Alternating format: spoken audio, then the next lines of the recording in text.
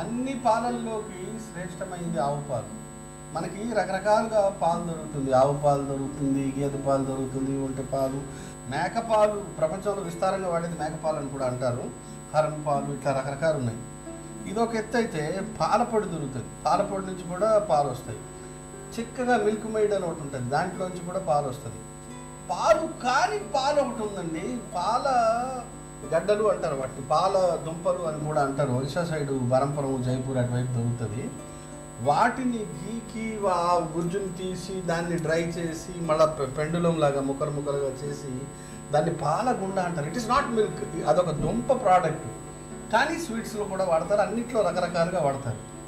నేను ఇప్పుడు విజయనగరం పక్కని, పార్వతీపురం పక్కని వీరఘట్టంలో ఉన్నాను. మనకి రేవతి ఈరోజు బూందీ పాయసం చేస్తానన్నారు.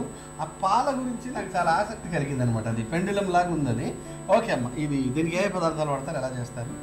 బూందీ పాయసం తయారు చేయడానికి కావలసిన పదార్థాలు: పాలు, శనగపిండి, నెయ్యి,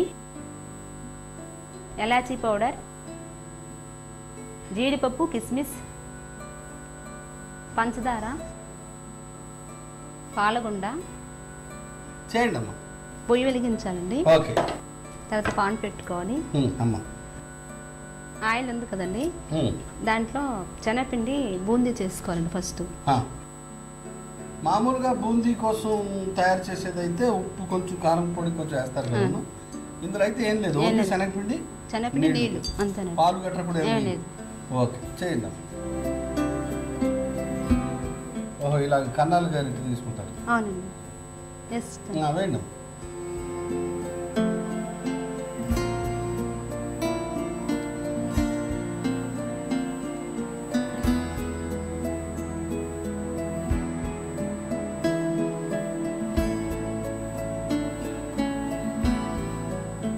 మామూలుగా బూందీ ఎన్ని రోజులు నిల్వ ఉంటుందమ్మా?